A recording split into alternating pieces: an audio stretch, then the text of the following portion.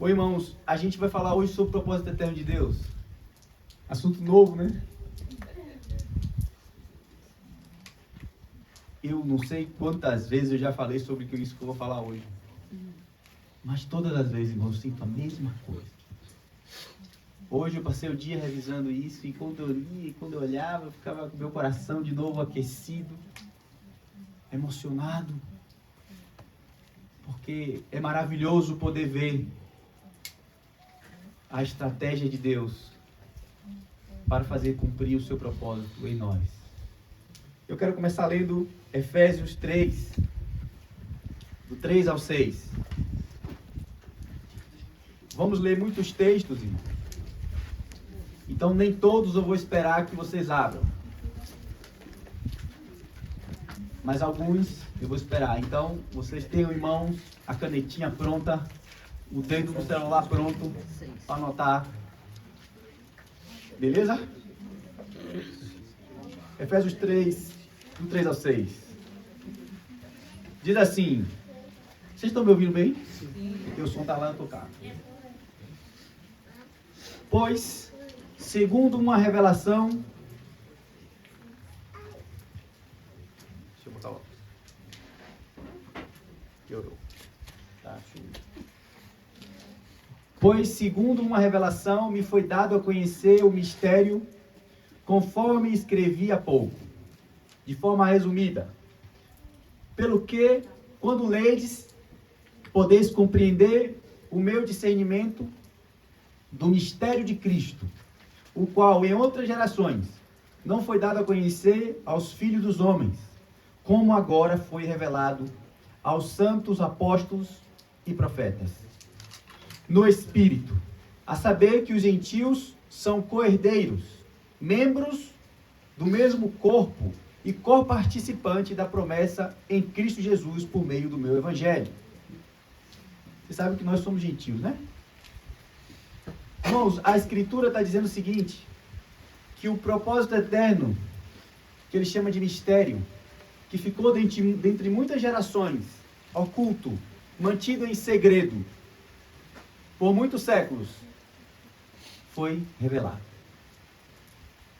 Mas muitos quiseram conhecer esse propósito, mas não conheceram. Adão andou com Deus no jardim, mas não conheceu esse propósito. Noé construiu a arca e salvou uma geração, mas não conheceu esse propósito. Moisés abriu o Mar Vermelho, profetizou o povo do Egito, a destruição que viria sobre eles, recebeu a lei do Senhor, falou com o Senhor face a face, mas não conheceu esse propósito. Não tem registro. Davi era um homem segundo o coração de Deus, mas não conheceu. Os grandes profetas, Isaías, Jeremias, Daniel, Ezequiel, não conheceram. Até mesmo os anjos ignoravam esse mistério. Até que um dia foi revelado. Se abriu o selo da revelação e entendeu esse propósito. E o apóstolo Paulo foi aquele que recebeu essa iluminação. Recebeu essa revelação. E que mistério é esse? Que mistério é esse que teve guardado há tantos anos? O mistério é saber o que Deus fazia na eternidade. O que é que divertia Deus? Como Deus vivia quando só Ele existia? O que o alegrava? O que ocupava a sua mente? Será que a gente encontra registro na Escritura sobre isso? Hoje a gente conhece um Deus trabalhador. Um Deus que trabalha. Por quê? Porque Ele mantém todas as coisas que foram criadas pela sua providência. Os astros, os céus, as criaturas da terra. Mas antes que todo esse trabalho fosse necessário, na eternidade passada, o que fazia Deus? Como vivia Deus? E é importante a gente entender o que Deus fazia na eternidade passada, porque isso tem a ver com a natureza de Deus, com a essência de quem Deus é.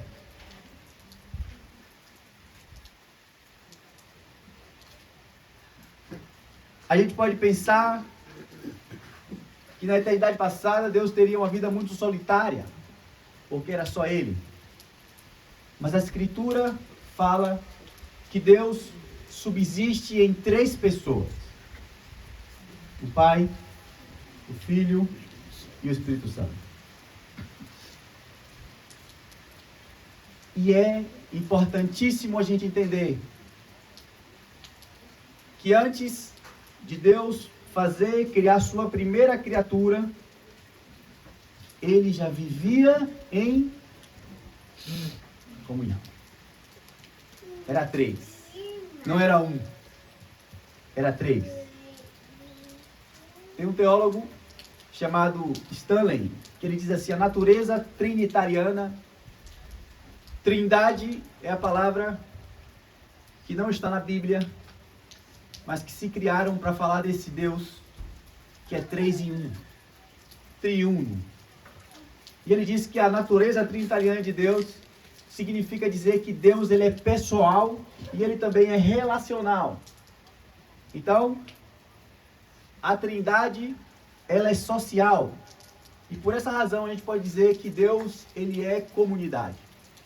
Um termo que hoje está muito aceito pela comunidade cristã. Por muito tempo ela foi rejeitada, esse termo, comunidade. Quando nasceram as comunidades, houve muita resistência. Então, que grande diversão de Deus era essa antes da fundação do mundo? Era viver em comunhão, em comunidade. E isso era o estilo de vida de Deus. Viver uns nos outros. E será que a Bíblia deixa alguns indícios de como era isso?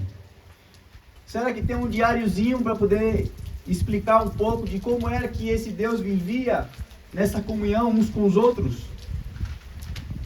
Sim, irmãos, existe. E é por aqui que eu pretendo começar. A primeira coisa é que Deus, nessa vida de comunidade, eles viviam amando uns aos outros. O amor para nós, para a nossa linguagem humana, é um verbo. Mas para Deus, o amor é um modo de ser. Anota aí, 1 João 4,8. Eu vou embora, senão a gente vai parar muito.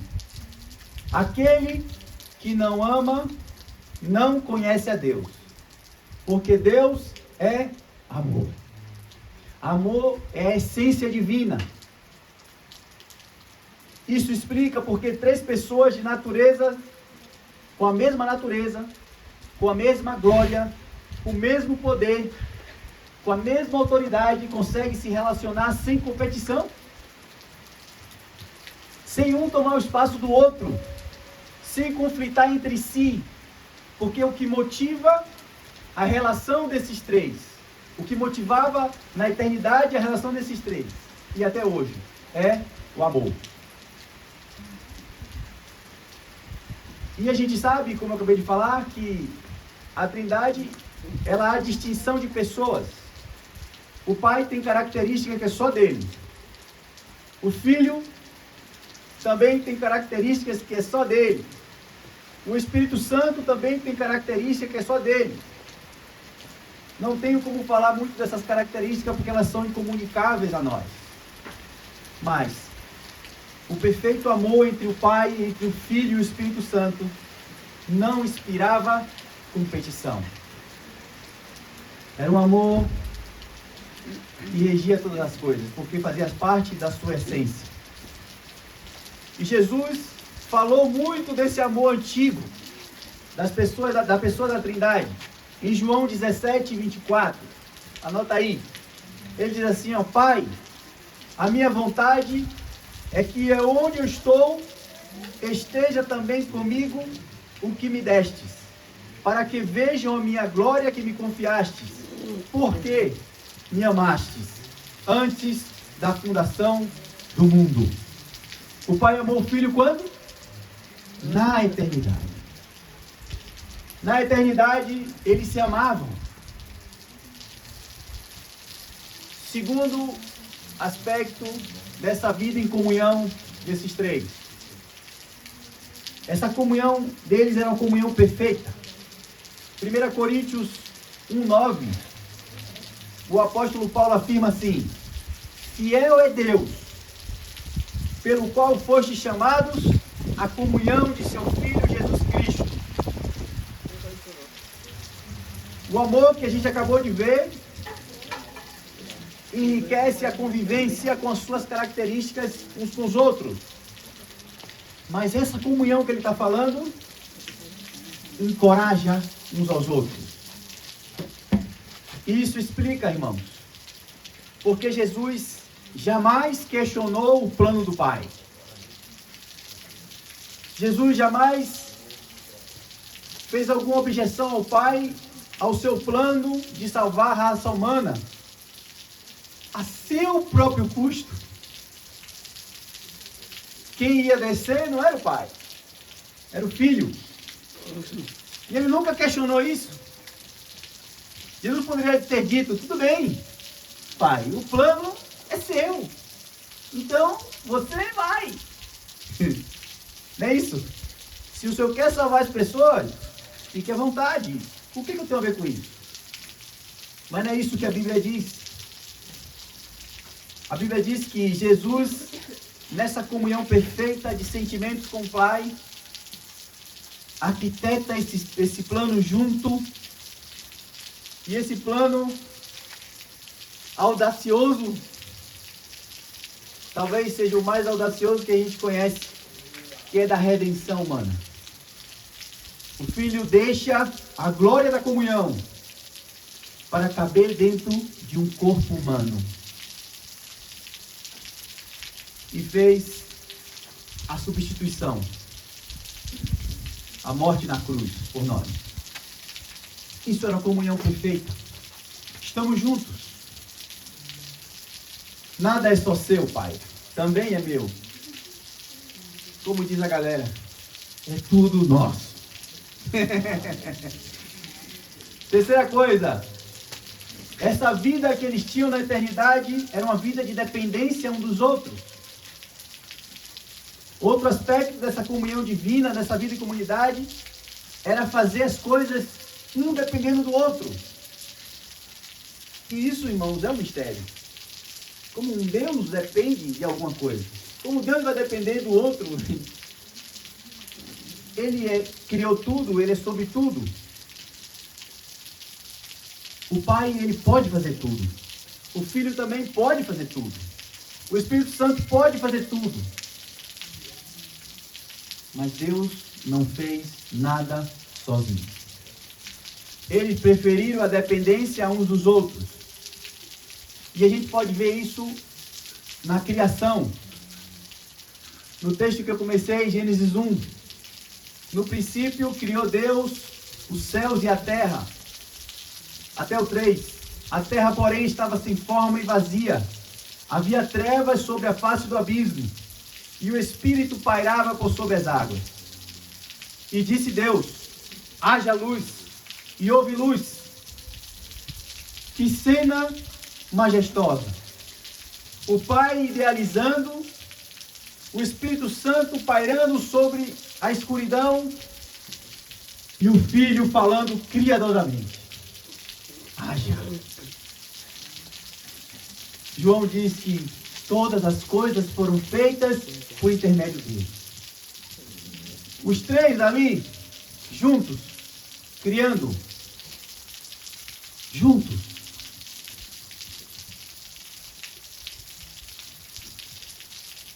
Mas na criação do homem a gente vê essa dependência de forma mais explícita. Quando ele diz: façamos o homem à nossa imagem, conforme a nossa semelhança. Irmãos, nós não fomos criados à imagem do Pai. Como que o Pai dissesse assim: não, tudo bem, filho. Aqui eu vou criar, deixa ele ser parecido comigo. Eu sou bom demais. Não precisa parecer com você. Foi isso não. Ele disse assim: façamos o homem à nossa imagem e semelhança. Deus quis que nós fôssemos a semelhança de um Deus triuno. Nós somos a semelhança dos três, do Pai, do Filho e do Espírito Santo. E essa dependência, irmãos, fica também explícita na obra da redenção. Em Mateus 3, eu quero que você abra. Mateus 3, 16 e 17.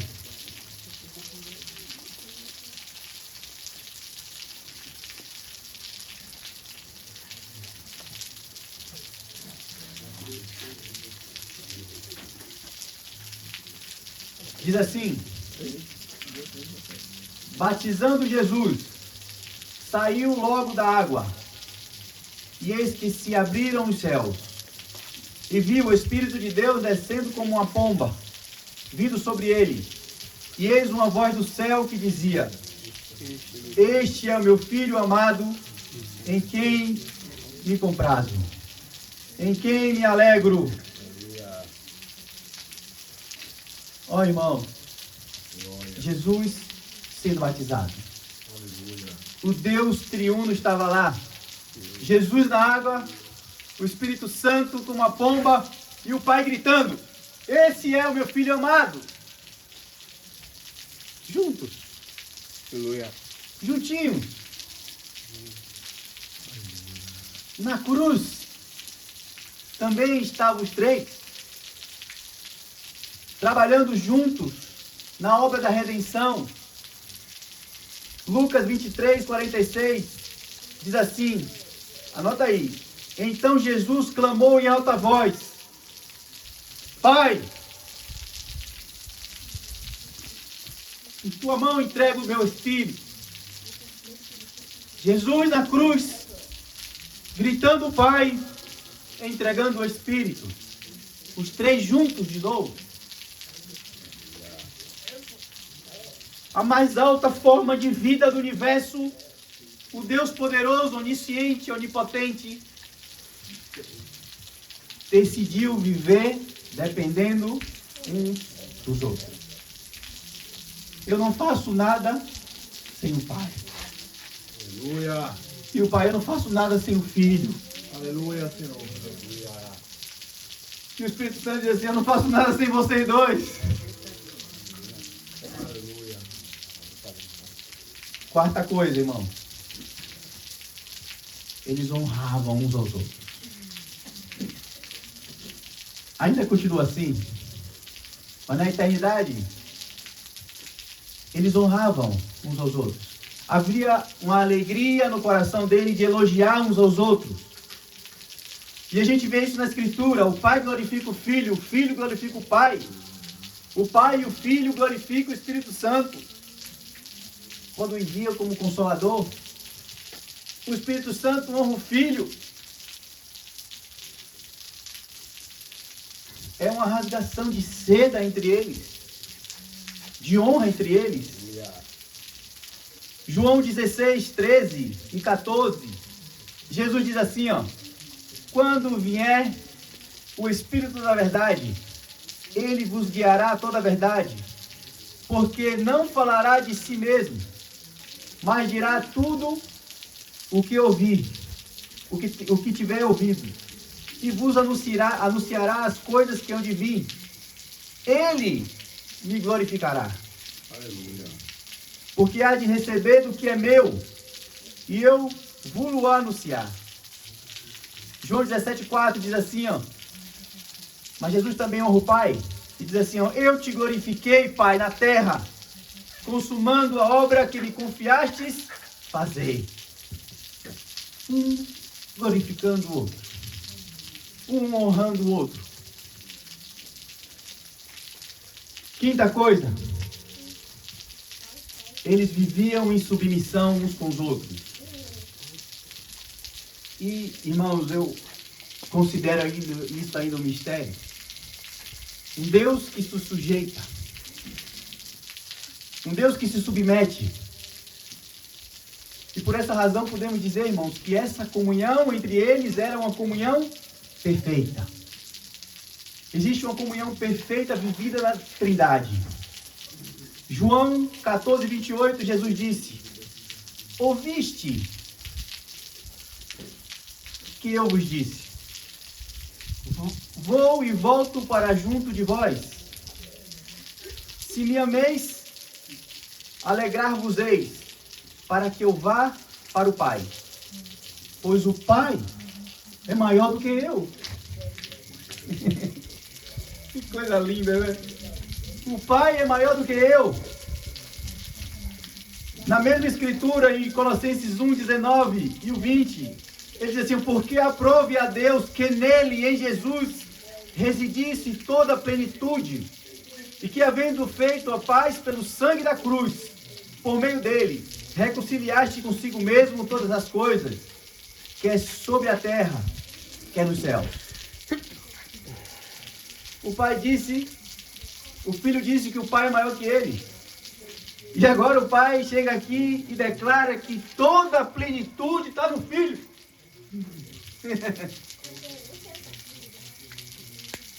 Toda a plenitude está no Filho. Você é maior que eu. Não, eu sou maior. Eu sou maior não. Você é maior. Não, você é maior. Em Marcos 3, 28.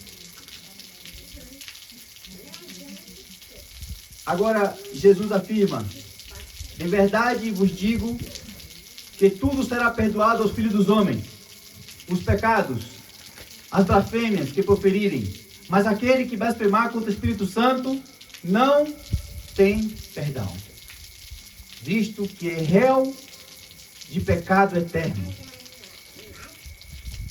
Você pode pecar contra o Filho? Olha o que Jesus está dizendo. Você pode pecar contra mim. Você pode pecar contra o Pai. Você pode dizer desaforo a mim. Mas não mexa com o Espírito Santo. Fale de mim, mas não fale dele. É isso que Jesus está dizendo. Não tem perdão.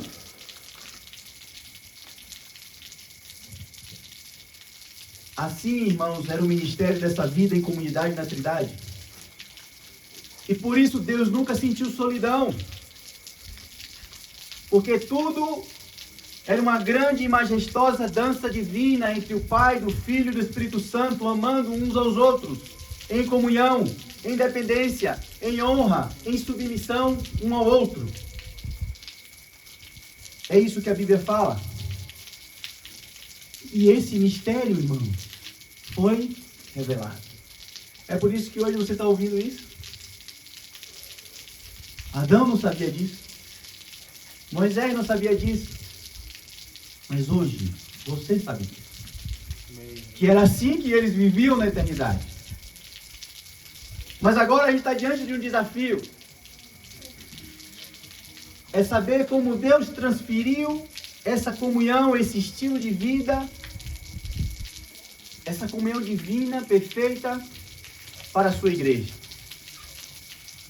Como eu li no início, o apóstolo Paulo afirma que os gentios são co-herdeiros, membros do mesmo corpo e participantes da promessa de Jesus Cristo por meio do Evangelho. Mas como é isso?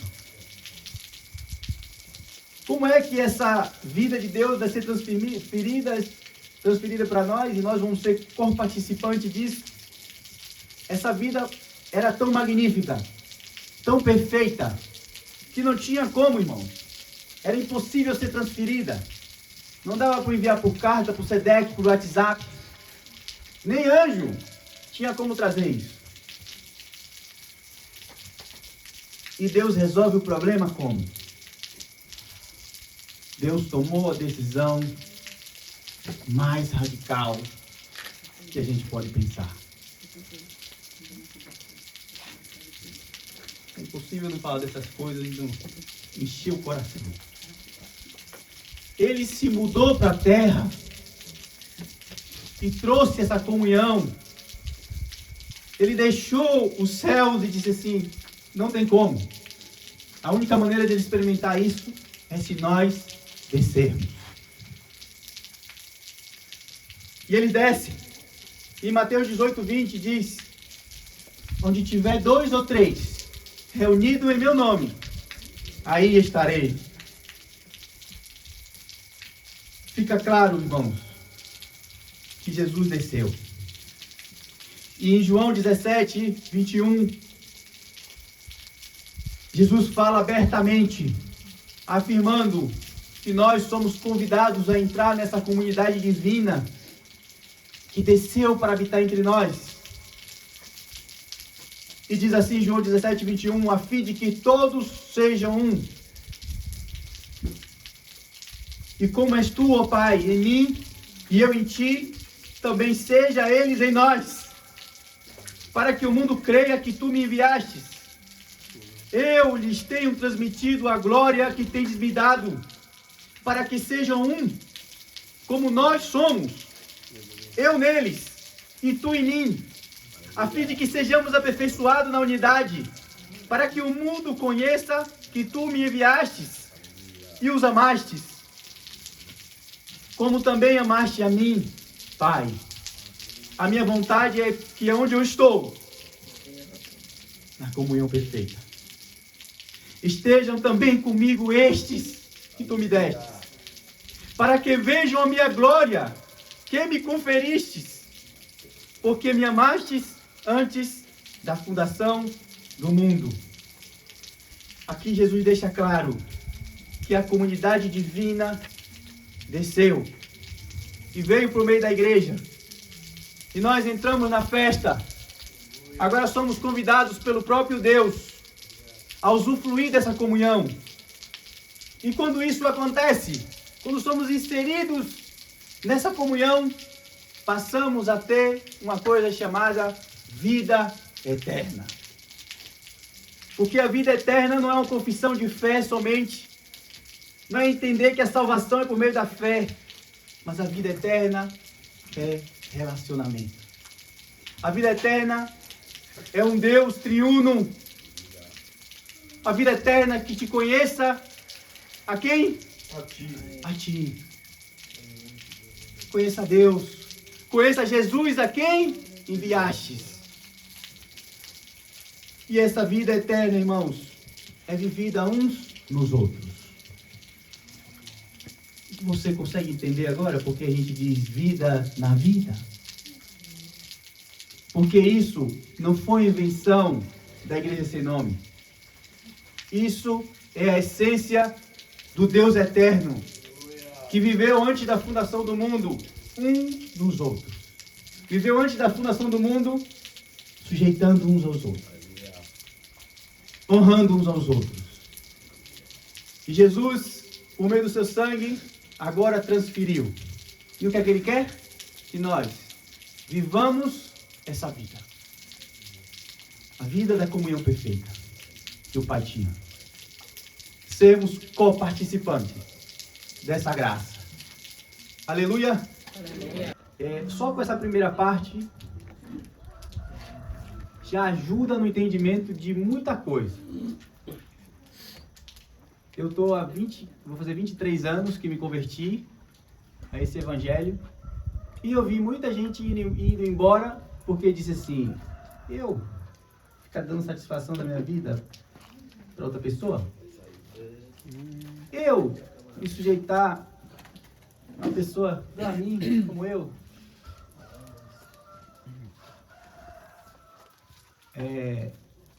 Essa pessoa não conheceu a Deus.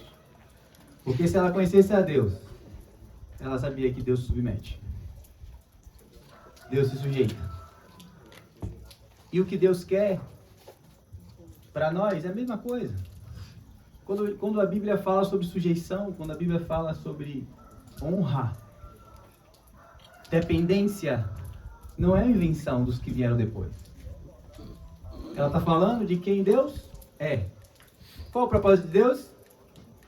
Uma família de filhos, de pessoas semelhantes a Ele. Deus não obedece. Jesus foi obediente até?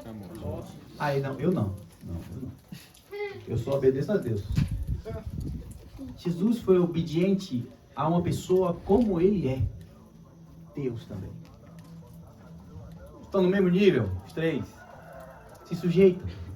Então, viver como igreja não pode ser diferente de como Deus vivia. Então Deus, ele transferiu esse modo. Quando temos a vida eterna é essa. A maneira como Deus vivia. A maneira como Deus vive. Em unidade, em comunhão, em dependência um do outro. Então a pergunta que vamos fazer é essa. O que é que acontece com aqueles que entram nessa vida eterna? Como vivem os que entram nessa comunidade perfeita? Como saber se eu estou na vida divina do uns nos outros? E para isso, irmãos, a gente vai usar 3 imagens que a carta de Efésios traz para nós. Paulo, movido pela graça de Deus, conseguiu ilustrar bem, trazer um mapa, um desenho, onde a gente pode enxergar de maneira simples e aplicável, comunicável a nós, essa grandeza, que antes não tinha sido comunicada a nenhum homem. E aqui em Efésios a gente vai ver essas 3 figuras. Quando a gente abre Efésios 2, a gente vai ficar passeando em Efésios agora. Geralmente é comum a gente ficar ali do 1 ao 10, onde fala da salvação, da graça por meio da fé. Mas o apóstolo continua escrevendo. E ele começa a mostrar que a vida eterna não é somente dizer que eu recebi essa graça que é salvadora, que eu confio e que agora eu posso viver por meio disso. Não, ele dá uns passos a mais. Ele diz que precisa de mais alguma coisa. E a primeira imagem que a gente vê está em Efésios 2:16. É de um corpo unido por juntas. Todo salvo, ele é salvo para dentro de um corpo. Ninguém é salvo para viver sozinho. Se você foi salvo para viver em comunidade. E o apóstolo, lá em Efésios 2:16, diz assim, ó: e reconciliastes ambos em um só corpo de Deus, por intermédio da cruz, destruindo a inimizade. O que é que acontece quando eu vivo dentro de um corpo? Eu deixo de viver para mim mesmo. E agora eu passo a viver uns para os outros. Já não sou mais eu. Agora eu faço parte de um corpo. Um membro não pode decidir sozinho o que vai fazer mais. Ele agora depende de outro membro. Onde é que você viu essa palavra, depender do outro? O Pai. Jesus disse assim: o Senhor quer? Então bora. Quer salvar mesmo? Quer. João disse assim, ó. Jesus disse: a vida é minha e eu a entrego voluntariamente. Jesus não veio obrigado. Jesus disse assim: eu vou porque eu quero ir. Eu vou porque o Pai quer e é do Pai, é meu, então vamos junto. Somos nós, não é só o Pai. Somos nós. Então, alguém que se converte para um corpo. E agora não é ele mais sozinho dizendo: eu faço assim. Não, porque eu acho que é assim. Eu creio que é assim. Não, não. Como é que o corpo se movimenta? Você precisa entender. E é isso que o apóstolo está dizendo. 1 Coríntios 12. A gente vai ficar passeando em Coríntios e Efésios. É onde está esse mapa. 1 Coríntios 12, 20. Até o 27. É um pouquinho grande, mas é super esclarecedor. E graças a Deus, que é muito mais Bíblia do que fala minha. Não é? Isso é segurança para vocês. Quando a gente mostra mais a Bíblia do que a argumentação. É certo que há muitos membros, mas um só corpo. Não podem os olhos dizer à mão: não preciso de ti. O que está dizendo? que o irmão pode dizer assim, eu não preciso de você. Eu consigo viver sozinho. Nem a cabeça falar a mesma coisa com os pés. Eu não preciso de vocês. Pelo contrário, os membros do corpo que parecem ser mais fracos são necessários. Os que parecem menos dignos no corpo, a este dão maior honra. Também os que em nós não são decorosos, revestidos de especial honra. Mas os nossos membros nobres não têm necessidade disso. Contudo, Deus coordenou o corpo, concedendo muito mais honra àquilo que menos tinha, para que não haja divisão. Não tem parte do corpo que até consegue se movimentar com um pouco mais de dependência.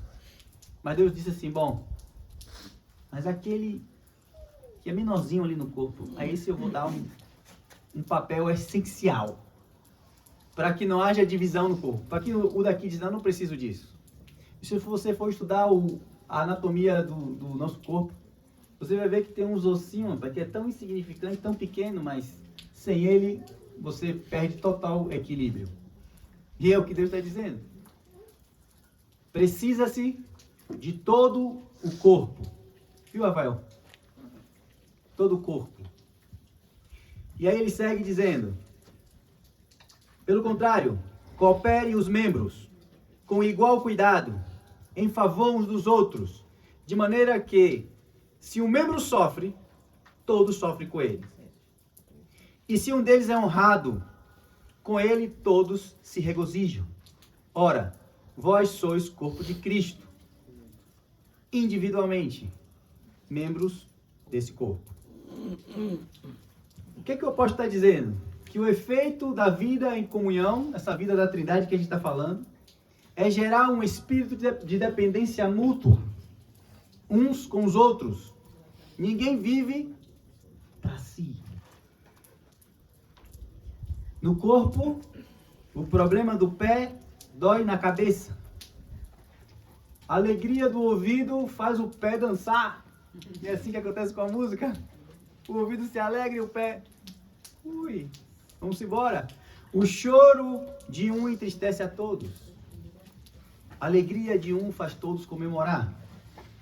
O diabo, irmãos, odeia o corpo de Cristo. Sabe por quê? Porque junto com o corpo, vem o cabeça. Vem o cabeça. Cristo, que é o cabeça da igreja, que esmaga a cabeça da serpente. Deus. É Jesus. Um corpo bem ajustado, onde o cabeça é que guia todas as coisas. Efésios 4 também nos dá lições importantes sobre o ministério e a função desse corpo. Só vou ler, 4:11. Vocês conhecem, já tem de memória. Mas não faz mal a gente ler e acompanhar devagarzinho, com calma. Diz assim, ele mesmo deu uns para apóstolos, outros para profetas, outros para evangelistas, outros para pastores e mestres, querendo o aperfeiçoamento dos santos, para a obra do ministério, para a edificação do corpo, até que todos cheguemos à unidade da fé e ao pleno conhecimento do Filho de Deus, a ser homem perfeito, a estatura completa de Cristo. Mas não termina aqui. Não podemos terminar aqui. Se termina aqui, fica incompleto a figura. Porque ele disse que ele estabeleceu esses homens para que o corpo funcione. Esses homens façam com que o corpo seja aperfeiçoado. E aí a gente consegue enxergar essa figura quando chegamos no versículo 15. Mas, seguindo a verdade em amor, cresçamos naquilo que é o cabeça, Cristo, do qual todo o corpo bem ajustado, unido entre todas as juntas, que se auxilia mutuamente, segundo a atividade própria de cada membro, recebe o crescimento para ir se edificando em amor. Aqui Paulo está mostrando um corpo de Cristo, onde nós somos seus membros, onde Jesus é o cabeça que comanda. e dele flui toda a graça, toda a vida. Então o apóstolo está estabelecendo aqui um princípio de funcionamento da junta do corpo. Isso não é uma sugestão, isso é um mandamento, porque esse corpo precisa funcionar. Ele diz que se essas juntas não estão bem relacionadas, se cada membro não estiver bem consolidado, a isso chamamos de discipulado. A palavra de discipulado, ela surge aqui, que é as relações que há no corpo. Por meio dessas relações de paternidade, de um estar com o outro, as juntas de companheirismo, onde dois caminham juntos com o seu objetivo. Se isso não funciona, o corpo não avança, o corpo não cresce. E é importante a gente destacar algumas palavras. Primeiro ele diz todo o corpo, ou seja, cada membro. Cada membro precisa cumprir as suas funções que são declaradas. E se esse membro não cumpre as suas funções, ele está doente. Se um corpo deixa de funcionar, um membro deixa de funcionar, ele não está bem. Ele precisa de cuidado. Segundo, ele diz assim, ó, bem ajustados, não é isso? E consolidados, unidos. Ou seja, cada membro deve estar relacionado. Cada membro tem a sua função e cada membro precisa estar relacionados, comprometidos por meio da junta. Comprometidos com o propósito eterno de Deus. E aí depois ele vem, por todas as juntas. Cada pessoa é uma junta para seu irmão. E criado para ser parte um do outro. Então isso elimina qualquer ideia de solidão no corpo de Cristo. Qualquer ideia de isolamento, de independência, porque eu estou vinculado. Primeira pergunta, quando a gente conhece um irmão que não congrega na mesma localidade com a gente, é, você está vinculado a quem? Não é isso? Por quê? Porque entendemos que existe um corpo. E se existe um corpo, ele precisa estar vinculado. Se alguém diz que crê no que cremos e não está vinculado, isso não é verdade. Ele não crê no que a gente crê. Porque quem crê nessas coisas está vinculado. Aí depois ele diz assim, ó, que se auxilia mutuamente, ou seja, a ação mútua, com o objetivo de ajudar, de proteger, de consolar. Tudo isso por meio do Espírito Santo. E por fim, ele diz que recebe o crescimento para a edificação de si mesmo em amor. Isso é o fruto. Se cada membro está no corpo, exercendo sua função, se ele está funcionando, se ele está na junta, existe um fruto. Qual é o fruto? O corpo cresce, o corpo aumenta, o corpo se movimenta. Então, é importante notar que na primeira parte, o apóstolo está explicando a função dos ministérios. E depois ele diz o funcionamento. Que esses que estão em cima do ministério estão para fazer com que o corpo funcione. Por isso você tem pastores, mestres, guias. Por quê? Porque a eles foi dado, aleluia, assim, ó, Senhor, esse sono aqui não vai prevalecer sobre mim. E ele é traiçoeiro de mundo. Porque ele olhou pra mim assim como eu. Só que ele, ó. Nada do mundo. Tô ligado nele. Tô de olho nele. Tranquilo. Tô vigiando. Amém. É pra vocês rirem, porque aí vocês também dão uma animada, né? Que Jeff tá aqui, tá prestando atenção aqui, ó.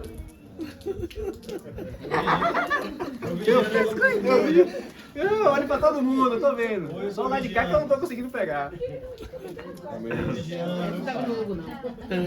Não tô vendo Hugo não hoje.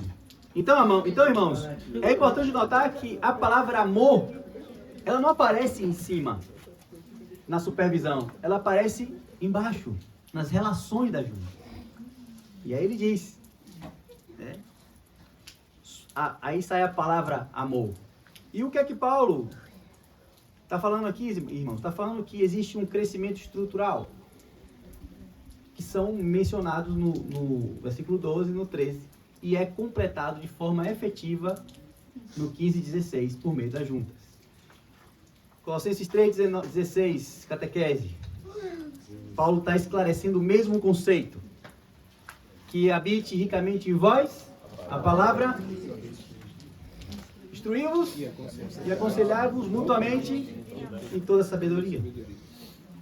Não é isso? E depois ele segue dizendo, ensinando uns aos outros, admoestando uns aos outros, com salmos, com hinos, cânticos espirituais, cantando ao Senhor, com graça em vosso coração. Então, essas relações de juntas, ela não é e não pode ser relações superficiais. Isso é um compromisso profundo de amor e de serviço mútuo entre os seus membros. Cada um vive para servir o outro, ensinar o outro, exortar o outro, levar as cargas um do outro. Essa relação, ela só pode acontecer por meio desse amor.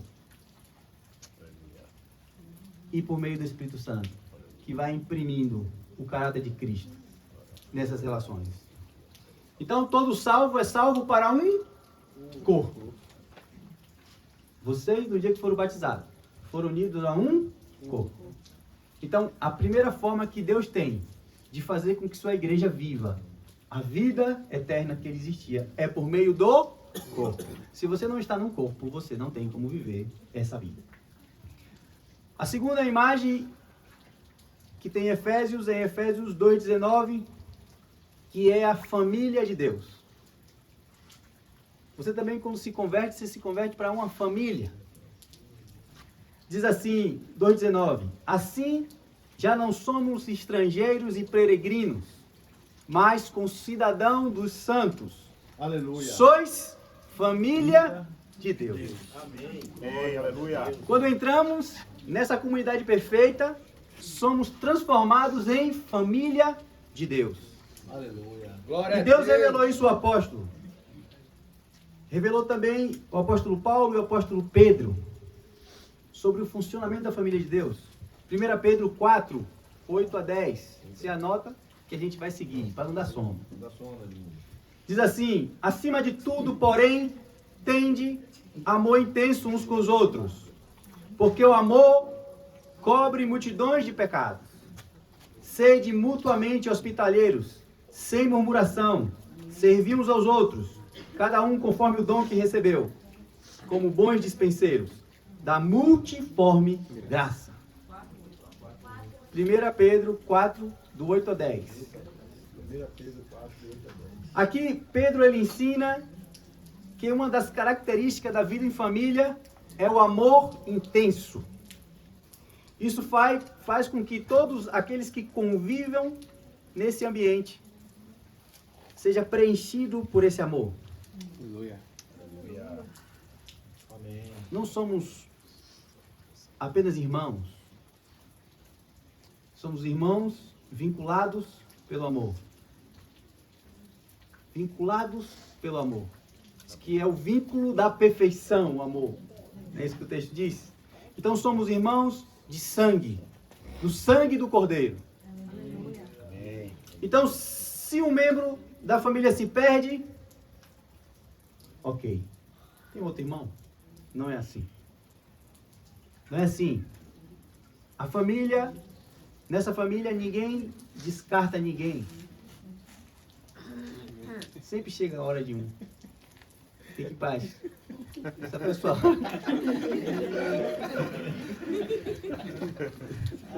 Vou voltar para ele. Ninguém descansa enquanto não encontra o perdido. E existem muitos filhos fora de casa. Existem muitos filhos fora dessa família. Aqui não está falando só daquele que estava entre nós e se afastou, não, irmão. Está falando dos filhos que precisam retornar. Jesus veio para resgatar. Jesus veio para trazer de volta o perdido. Aleluia. E a parábola que ele conta do filho pródigo é essa. O que estava perdido. Então, essa família se preocupa com esses que estão perdidos.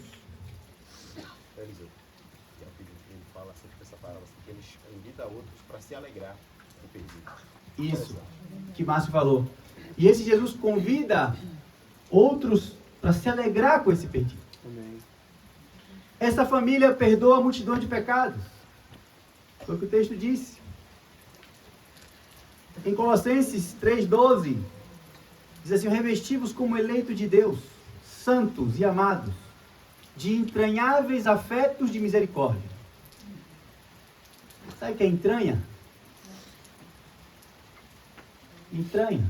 As tripas. Você já viu o peixe lá, cortar o peixe, abriu ali, arrancar aquele negocinho assim? Ali são as entranhas.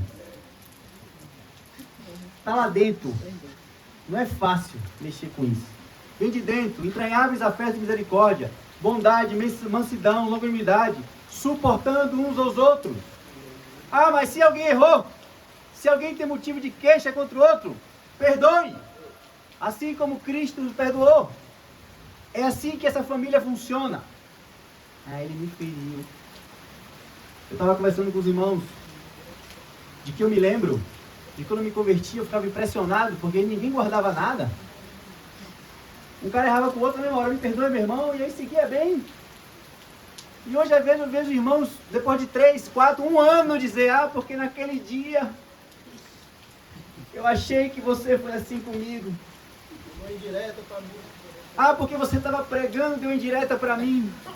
Cheio de mimimi, cheio de muita coisa. Irmãos, perdoe. Se limpe. A pessoa às vezes nem sabe que o que você está passando está dentro de você. E quando eu me converti, eu encontrei essa família que não ficava aqui. Você falou alto demais. Ah, você falou baixo demais. Eu lembro de Mário dizendo: irmão, se o irmão fala alto demais, não é motivo de você chamar o irmão para dizer que você está chateado com ele. Se tem pecado, chama o seu irmão. Agora, se é queixa, perdoa. Segue. Senão isso trava o corpo. Só você fica emperrado. Não desenvolve. Quanto mais próximos uns dos outros a gente for, mais fácil vai ser de errarmos uns com os outros. Não é assim? Por que a família, os irmãos brigam mais do que com os amigos? Porque está ali o tempo todo, junto. E se Deus nos chama para essa comunhão perfeita, vai ter atritos. E aí o apóstolo já disse, qual é o vínculo? Amor intenso, perdão, perdoa logo, porque senão isso vai destruir o corpo, vai destruir as relações. Outra marca dessa família: hospitalidade. Família ama fazer festa, chamar os amigos, compartilhar suas vitórias. O que ele falou: chama para se alegrar junto quando o pecador se arrepende, chama para se alegrar junto com a sua alegria. Isso é viver em família, não é mais solitário. Entre essa família também há distribuições de dons, a multiforme graça do Senhor. Cada um compartilha do seu dom. Essa é a família de Deus. Todos nós nos convertemos para um corpo e para uma família. A terceira imagem, irmãos, que o apóstolo traz em Efésios é ser templo do Espírito Santo. Efésios 2:22, Paulo escreve: no qual também vós juntamente estáis sendo edificados para a habitação de Deus no Espírito. Esse mesmo princípio é confirmado em Coríntios, 2 Coríntios 6,16, onde ele diz assim: que ligação há entre vós e o santuário dos ídolos? Que ligação há entre o santuário de Deus e o santuário dos ídolos? Porque nós somos santuários do Deus vivente.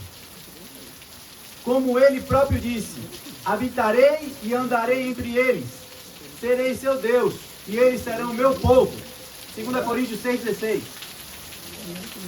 Então, irmãos, a implicação de sermos santuários vivos de Deus é que os dons do Espírito Santo serão manifestados para edificar o corpo de Cristo. E Paulo continua explicando como é que funciona isso. Em 1 Coríntios 14, 26, ele diz assim, ó: que fazeis, pois, irmãos, quando vos reunimos?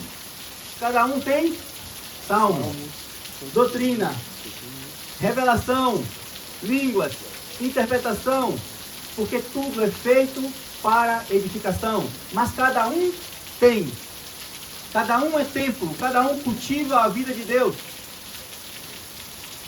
A verdade é que você não foi chamado para viver no anonimato.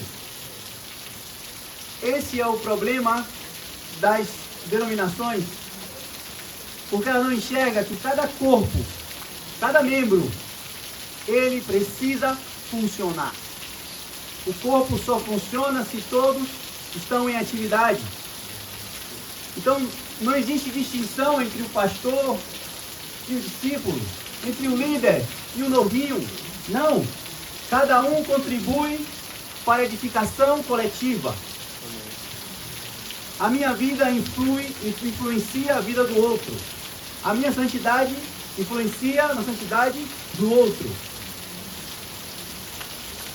À medida que eu entendo que eu sou templo, eu vou cultivar essa presença de Deus em minha vida. E dessa forma eu vou contribuir para que o corpo de Cristo cresça. E no final, irmãos, é pegar isso tudo que eu acabei de falar, juntar tudo e aplicar isso. Eu faço parte de um corpo, de uma família, e eu sou templo e morada do Espírito Santo. Amém. Só assim viveremos essa comunidade celestial. Sem isso não há como viver essa comunidade de Cristo. Amém? Amém. Deus seja louvado.